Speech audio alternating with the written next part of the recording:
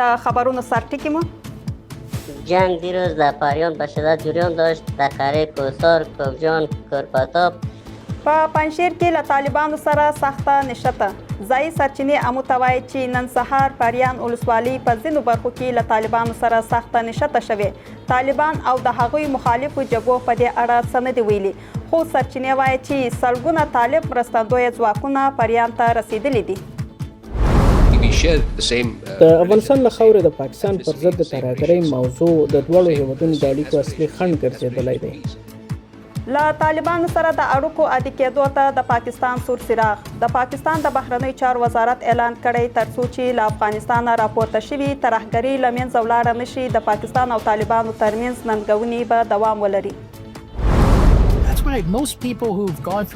ټولو د امریکایي مالیه ورکوونکي له پیسو ګټه اخیستې، خو موږ څه ترلاسه کړل؟ ښه، موږ ډېر افغانان ووژل. افغانستان کې د امریکا د دولت جوړونې ماموریت د ناکامۍ علت. د افغانستان لپاره د امریکا پخوانی ځانګړی څارونکی وایي د امریکا ماموریت روښانه موخې د نشتوالي د پلان جوړونې له کمزوري څارنې، پراخه فساد او د میلیاردونو ډالرو د ضایع کېدو له امله له ستونزو سره مخ و او د بېثباتۍ لامل شو. او د امریکا او ایران ترمنځ د اوربند دوام سره له دې چې په فارس خلیج کې تازه نښتې شوي، خو هیڅ لوري د اوربند د پای ته رسیدو اعلان نه دی کړی. سلامونه، وخت مو پخیر. د امو 8 بجو خبرو ته ښه راغلاست. نن جمعه 18 د غویی چې برابریږي 8 د مې. اوس هم بشپړه خبرونه. زه سادیه طاهر یم. د پنجشیر ځایي سرچینې امو ته وایي چې د دې ولایت یو شمېر سیمې نن سهار د سختو پوځي نښتو شاهد وو. سرچینې امو ته منلې ده چې دغه نښتې د پریان ولسوالۍ په یو شمېر برخو کې پیل شوي وې او د څو ساعتونو لپاره یې دوام وکړه. د نښتو احتمالي مرګ ژوبلې په اړه جزئیات نه دي ورکړل شوي او د طالبانو او د دوی مخالفو پوځي جبهو هم تر اوسه په دې اړه څه نه دي ویلي، خو سرچینو زیاته کړې ده چې په دغه جګړه کې طالبانو ته مرګ ژوبله اوښتې ده. نن د پنجشیر ولایت په پریان ولسوالۍ کې د طالبانو او د دوی د مخالفو وسلوالو ترمنځ سخته جګړه شوې ده. سرچینې امو ته وایي چې دغه نښته نن سهار وختي پیل شوې وه او د څو ساعتونو لپاره یې دوام درلود. د سرچینو د معلوماتو له مخې دغه نښته د پریان ولسوالۍ په کوهسار او پیتاب سیمو کې وه او طالبانو ته پکې مرګ ژوبله هم اوښتې ده. د سرچینو په خبره د جګړې له شدت وروسته طالبانو د دې ولسوالۍ ټولو سیمو ته سلګونه تازه دمې جنګیالي هم استولي دي.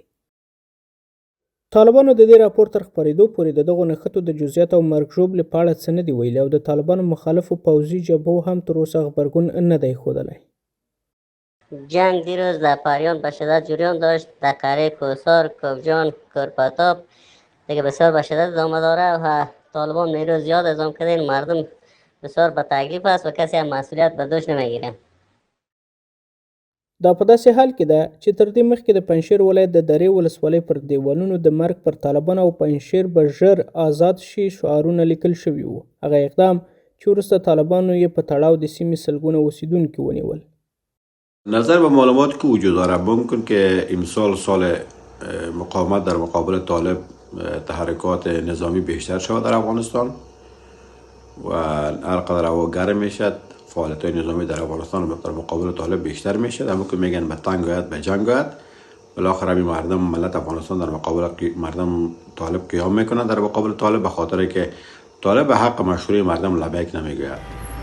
د چارو د یو شمېر شنونکو په وینا طالبانو په نږدې 5 کلونو کې نه یوازې دا چې کورنی او نړیوال مشروعیت نه دی ترلاسه کړی، بلکې د هغوی پر وړاندې مخالفتونه هم ورځ تر بلې زیاتېږي. د ولسي ناخوښۍ نیولې بیا د مخالفتونو دغه کړۍ د طالبانو ضد تر پوځي جبهو پورې هم رسیږي. د پاکستان د بهرنیو چارو وزارت ویاند وایي چې د افغانستان له خاورې د پاکستان پر ضد ترهګري د دواړو هیوادونو د اړیکو په وړاندې اصلي خنډ دی. طاهر اندرابي خبرداری ورکړی چې تر هغه وخته چې طالبان دې مسلې ته جدي پاملرنه ونه کړي د پاکستان او طالبانو ترمنځ ستونزې به دوام ولري. له بلې خوا د پاکستان د پوځ ویاند ادعا کړې چې افغانستان د هند لخوا د ترهګرۍ د عملیاتي اډې په توګه کارول کیږي او په پاکستان کې د ناامنۍ یو برخه له همدې موضوع سره تړاو لري. الحمدلله دوه پوستې پاتې شوې د پاکستانیانو د خوست ولایت د پاکستان او طالبانو ترمنځ د نندریو او لفظي شخړو دوام. د دغو ناندریو له پیله نږدې 7 میاشتې تیریږي او دوام یې د طالبانو او پاکستان پر سیاسي او اقتصادي اړیکو بشپړ سیوری غوړولی دی. د پاکستان د بهرنیو چارو وزارت ویاند له افغان خاورې راولاړېدونکې ترهګري د اسلام آباد او طالبانو ترمنځ د اړیکو خنډ بولي او وایي چې په افغانستان کې ځینې ډلې چې د سولې او ثبات مخالفت کوي د پاکستان پر ضد د ترهګریزو بریدونو په پلان جوړونه کې رول لري. Same ethnicity, the same racial stock, same aspirations for peace. د افغانستان له خاورې د پاکستان پر ضد د ترهګرۍ موضوع د دواړو هیوادونو د اړیکو اصلي خنډ ګرځېدلی دی. تر هغه چې په کابل کې د طالبانو حکومت له دې مسلې سره جدي چلند ونه کړي، په اړیکو کې ستونزې به دوام ولري. The Taliban regime in Kabul does not understand the gravity of the situation and the projects. د پاکستانی پوځ ویان هم ادعا کوي چې افغانستان د هند د ترهګرۍ د عملیاتي مرکز په توګه کارول کیږي او همدې مسلې په پاکستان کې ناامني رامنځته کړې ده. की मैप की जा रही है और वो Afghanistan base of operation के तौर पे इस्तेमाल हो रहा है. په پاکستان کې روانه ترهګري د هند لخوا ترسره کیږي او افغانستان د یو عملیاتي اډې په توګه کارول کیږي. تاسو ولیدل چې هند وروسته له هغې چې په جګړه کې ورته د عبرت درس ورکړل شو، له چا سره یې اړیکه ونیوله؟ په افغانستان کې د طالبانو له تش په نوم د بهرنیو چارو له وزیر سره. हम इसको बंद करें. We have no other problem with Afghanistan Taliban control regime. خو د پاکستان او طالبانو ترمنځ وروستیو نښتو تر ټولو ډیر زیان ملکي وګړو ته اړولی دی. د ملګرو ملتونو د راپور له مخې یوازې په کابل کې د امید د درملنې په مرکز د پاکستان د پوځ په هوایي برید کې تر 200 ډیر ملکي وګړي وژل شوي دي. له بلې خوا د پاکستان د پوځ لخوا پر افغانستان د پوځي عملیاتو د دوام د خبرداریو او د کړکېچونو له زیاتېدو سره هممهاله پاکستانی رسنیو راپور ورکړی چې د افغانستان او پاکستان د ډیورنډ فرضي کرښې دواړو غاړو ته د میشتو خلکو قومي مشرانو د طالبانو له ګډون پرته د سولې او اوربند یو تړون لاسلیک کړی دی. د پاکستان د بهرنیو چارو وزارت هم ویلي چې د باجوړ، کونړ، چترال او نورستان د قبایلو او اوسیدونکو ترمنځ ولسي هوکړه یوه مثبته نښه ده او دا ښیي چې د فرضي کرښې دواړو غاړو خلک سوله غواړي.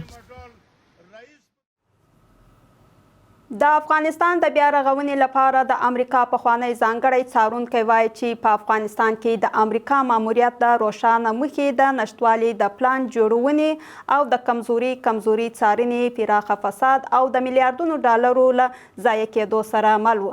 جان سبکو ټینګار کړی دی چې د ښکېلو بنسټونو ویشلتیا، ناکاره مدیریت او د سرچینو بې موخې لګښت نه یوازې د بیا رغونې بهیر له ماتېدو سره مخ کړی بلکې د افغانستان د لا زیاتې بې ثباتۍ لامل هم شو. د افغانستان د بیا رغونې لپاره د امریکا پخوانی ځانګړي څارونکي جان سبکو یو ځل بیا د افغانستان په اړه د امریکا د حکومت پر کړنو سختې نیوکې کړي او ویلي دي چې دغه 20 کلن ماموریت د روښانه موخې د نشتوالي، د پلان جوړونې د کمزورۍ او د مالی سرچینو د پراخې ضایع سره مل و. هغه ویلي چې په ټولیز ډول شاوخوا 148 تر 150 میلیارډ ډالر د افغانستان د بیا رغونې لپاره لګول شوي، خو د دې پیسو لویه برخه د لسګونو دولتي ادارو، د شاوخوا 10 امریکایي ادارو، قراردادیانو او نړیوالو سازمانونو له لارې لګول شوې ده. I looked at Reconstruction. It was $148-150 billion. موږ د افغانستان د بیا رغونې لپاره 148 تر 150 میلیارډ ډالر ولګول چې ډیره برخه د امریکایي پوځ لخوا د روزنې او تجهیز لپاره د ټوپکونو، الوتکو، چورلکو او نور وسایلو په برابرولو سره لګېدلي وو. دا لګښت ډیر لوړ و. یوازې نظامي قراردادیان نه وو چې بوټان، وسلې او الوتکې د افغانستان پوځ، پولیس او حکومت ته پلورلې. نورې پیسې هم وې چې د USAID له لارې لیږدول کېدې. په حقیقت کې شاوخوا 10 او څو نور دولتي ادارو په افغانستان کې فعالیت درلود. نوموړي ټینګار کړی چې دغه ویشلتیا له کمزوري څارنې سره یو ځای د پراخ فساد، د سرچینو د ضایع کېدو او د غیر موثره پروژو د پلي کېدو لامل شوه، تر دې چې ډېرې پروژې یا نیمګړې پاتې شوې او یا هم اصلاً د کارولو وړ نه وي. هغه ځینو بیلګو ته په اشارې سره ویلي چې ځینې زیربناوي او پوځي تجهیزات په ډیرو لوړو لګښتونو جوړ یا اخیستل شوي، خو د تخنیکي ظرفیت ساتنې یا واقعي اړتیا د نشتوالي له امله عملي ګټې نه لري. دغه سازمانونه د بشري مرستو او بیا رغونې څخه مستقیمه ګټه لري او له همدې لارې وده کړې ده. همدارنګه موږ شاوخوا 80 سلنه د بیا رغونې پیسې د ملګرو ملتونو نورو نړیوالو سازمانونو لکه د خوړو نړیوال پروګرام، د اسیا پرختي بانک او نړیوال بانک له لارې لیږدولي. هغوی ټولو له جګړې ګټه اخیستې، ټولو د امریکایي مالیه ورکوونکي له پیسو ګټه اخیستې، خو موږ څه ترلاسه کړل؟ موږ ډیر افغانان ووژل. د افغانستان د بیا رغونې لپاره د امریکا پخواني ځانګړي څارونکي ټینګار کړی چې د دې بهیر یوه مهمه پایله د فساد پیاوړتیا او په ځینو مواردو کې د افغانستان د ثبات کمزوري کېدل وو او د سرچینو یوه برخه هم د طالبانو په څیر ډلو ته رسیدلې ده. امریکا به اشتباه بزرگ متقبل شد به خاطر از اینکه شناخت دقیق از سیاسیون افغانستان در آن زمان و گروه ها و انجوهایی را که تأسیس کرده بودند نداشتند. این پولها به دسترس گروه های مافیایی و کسانی قرار گرفت که متاسفانه برای خدمتگزاری به افغانستان متحد نبودند، بلکه به فکر سرمایه‌گذاری به نفع شخصی خویش یا انتقال پول از طریق انجوها و دوستان خارجیشان به خارج از افغانستان بودند. دا په داسې حال کې ده چې تر دې وړاندې هم ګڼو نړیوالو راپورونو ویلي چې جوړښتي فساد او پر بهرنیو مرستو پراخې تکیې په افغانستان کې د دولت جوړونې بهیر له ناکامۍ سره مخ کړی دی. د کابل یو شمېر اوسیدونکي په دغه ښار کې د اوبو د کمښت له ناورینه اندېښمن دي او وایي چې د پاکو اوبو څاګانې د وچېدو په حال کې دي او د څښاک اوبو ته د خلکو لاسرسي ورځ تر بلې ستونزمنځه کیږي. د پلازمینې دغو اوسیدونکي زیاتوي چې ډیر وخت اړ دي څو له خپل اړ وړتیا د څښاک اوبه په لوړه بیه واخلي او ټینګار کوي چې د وخت په تېرېدو سره مسؤلو چارواکو تر اوسه د دغه ناورین د حل لپاره عملي او اغېزناکه اقدام نه دی ترسره کړی.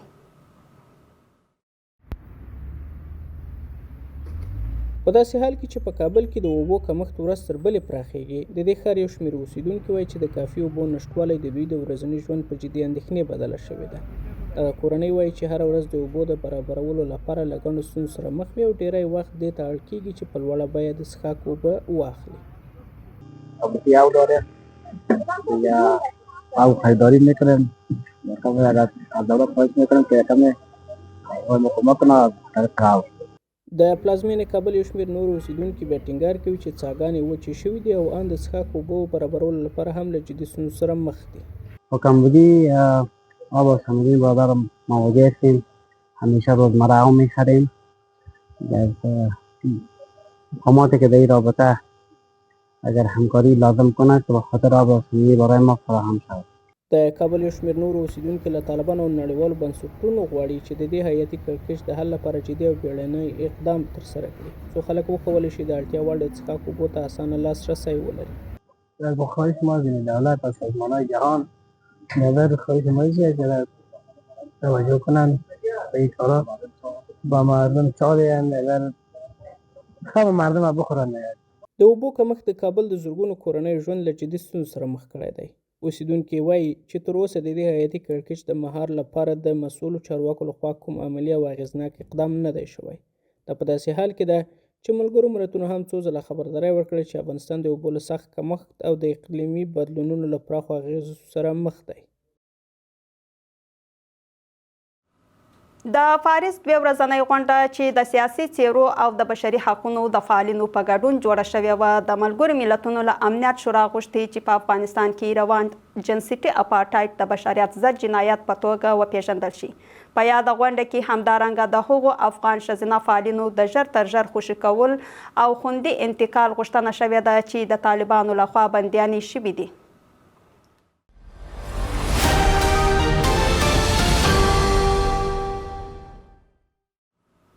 وسم څولند اقتصادي خبرونه. د قحطۍ د لومړني خبرداري سیستمونو شبکې راپور ورکړی چې تمه کېږي د روان زیږدیز کال په می او جون میاشتو کې په افغانستان کې د غنمو حاصلات ښه شي او په ټول هیواد کې به خوړو او عوایدو ته د میلیونونو کسانو لاسرسی زیات کړي. راپور زیاتوي چې ډیر احتمال شته چې بېوزلې کورنۍ د خپلو کرنیزو تولیداتو او محصولاتو له امله خوراکي توکو ته ښه لاسرسی ولري. د راپور په بله برخه کې راغلي چې د خوراکي توکو د ناامنۍ 4مه کچه به چې بیړنی وضعیت ښیي د فصل تر پایه په فاریاب، غور او دایکنډي ولایتونو کې دوام ولري او بېوزلې کورنۍ به په دغو ولایتونو کې خوراکي توکو ته د لاسرسي له ستونزو سره مخ وي. په راپور کې ټینګار شوی چې د خوراکي توکو د ناامنۍ بحراني وضعیت به د همدې میاشتې تر پایه د افغانستان په شمالي، لویدیځو، سویل ختیځو او مرکزي لوړو سیمو کې دوام وکړي. د خوړو نړیوال پروګرام راپور ورکړی چې د لیږد رالېږد لګښتونه او سیمه ییزې سوداګریزې ستونزې په افغانستان کې د بازار د ثبات لپاره ګواښونه رامنځته کوي. د ملګرو ملتونو دغه بنسټ په خپل راپور کې زیاتوي چې پر بدیلو وارداتي لارو ډیره تکیه د توکو د رسولو ځنځیرونه له خطر سره مخ کوي او په ولایتونو کې د بیو د بدلونونو لامل شوي دي. د راپور په یوه بله برخه کې ویل شوي چې که څه هم د افغانستان په ځینو سیمو کې موسمي کاري فرصتونه په تدریجي ډول د ښه کېدو په حال کې دي، خو د کار بازار عمومي وضعیت لا هم کمزوری پاتې دی. د ملګرو ملتونو د ماشومانو ملاتړ صندوق په لغمان کې له سیلاب ځپلو سره مرسته وکړه. په افغانستان کې د ملګرو ملتونو د دغه بنسټ استازی وایي له 210 څخه ډیرو کورنیو له دغو مرستو ګټه اخیستي او د مرستو موخه په افغانستان کې د وروستیو سیلابونو د زیانمنو شویو کسانو د بیړنیو اړتیاوو پوره کول بلل شوي. د ملګرو ملتونو د ماشومانو ملاتړ صندوق زیاتوي چې په وروستیو اونیو کې سیلابونو په ټول هیواد کې زرګونه کورنۍ اغیزمنې کړي او روغتیایي مرکزونو، ښوونځیو او اړینو خدمتونو ته یې زیانونه اړولي دي.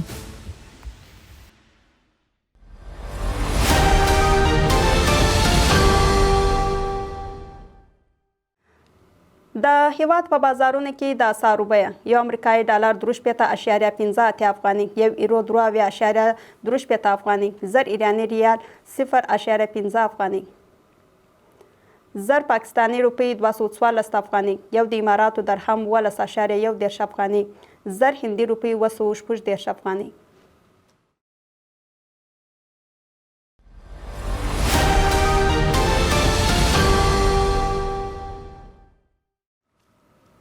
بهرني خبرونه. ایران او امریکا په هرمز تنګي کې پر یو بل ډزې کړي. ایران وایي د امریکا ځواکونو لخوا د اوربان له سرغړونې وروسته یې پر امریکایي بیړیو بریدونه کړي او امریکا وایي چې د دغو بریدونو ته یې ځواب ورکړی او د امریکایي ځواکونو تجهیزاتو ته هیڅ زیان نه دی اوښتی، خو ډونالډ ټرمپ ویلي دی چې اوربان لا هم پر خپل ځای دی.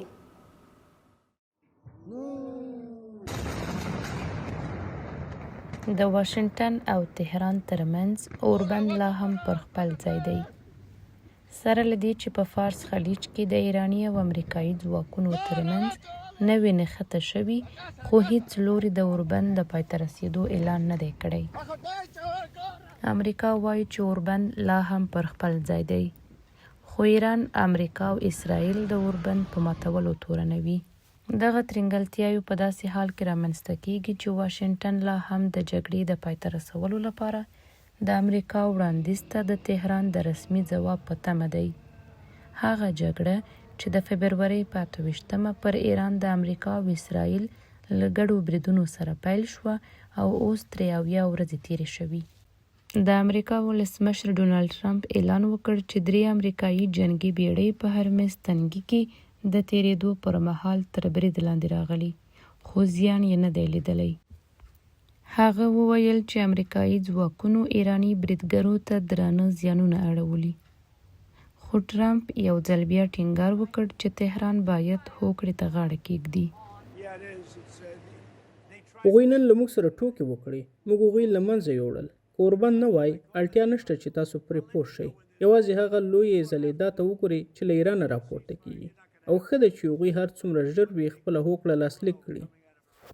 په په وړاندې د ایران پوځي قومندانۍ امریکا تورنه کړې چې پر یوې ایراني نفت لیږدونکې بیړۍ بلې کښتۍ او همدارنګه د قشم ټاپو او د هرمز تنګي شاوخوا ساحلونو کې یې پر ملکي برخو برید کړی دی.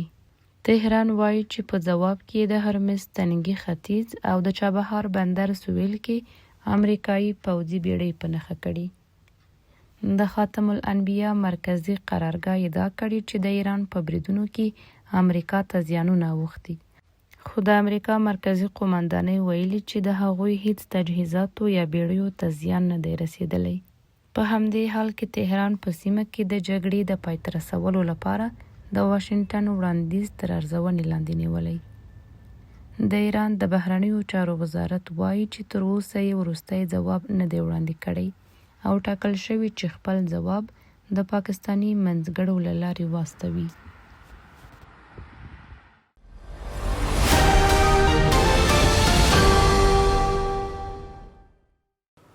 د لوبو نړۍ.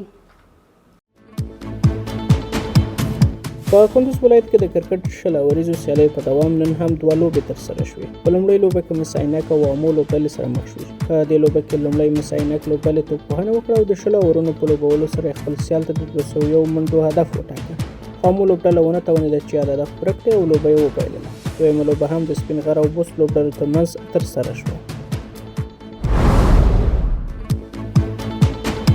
د کابل ولایت د ساحلي فوټبال غوره لیګ سیالۍ په دوام 2 لوبې ترسره شوې. لومړۍ لوبه د داودزي او داودزي ځوانانو ترمنځ وشوه چې د داودزي لوبډلې خپل سیال ته د 4-2 پایلې سره ماتې ورکړه. په همدې حال کې په دویمه لوبه کې د امید افغان او شاه کلب لوبډلې د یو بل په وړاندې سیالي وکړه. په پای کې امید افغان لوبډلې د 5-4 پایلې سره شاه کلب ته ماتې ورکړه. ګرانو لیدونکو، دا وه زموږ د نن شپې خبرونه او اوس تاسو ته بلنه درکوو تر څو د امو تلویزیون د نورو خپرونکو لیدونکي پاتې شي. د کره او تازه خبرونو لپاره زموږ ویب سایټ امو TV ته ولاړ شئ او د امو په نوم زموږ ټولنیزې شبکې در سره وڅارئ. الله پامان.